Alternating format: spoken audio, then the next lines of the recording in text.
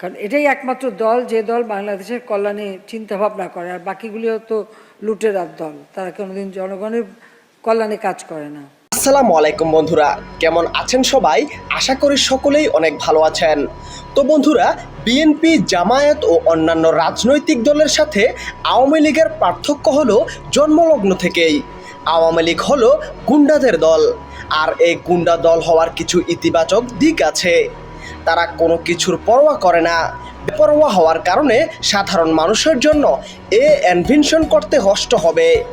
অনেক সময় আওয়ামীরা তা সহজেই পরিকল্পনা করে। এই দিক থেকে আপনি তাদেরকে ভিশনারি দলও বলতে পারেন। বিএনপি, জামায়াত কখনোই আওয়ামী লীগের মতো অচিন্তনীয় এবং অস্বাভাবিক সব কাজের জন্য পদক্ষেপ নিতে পারে নাই, পরিকল্পনাও করতে পারবে না। গুন্ডা হওয়ার আরেকটা দিক হলো তাদের মাঝে কোনো জবাবদিহিতার অনুভূতি বা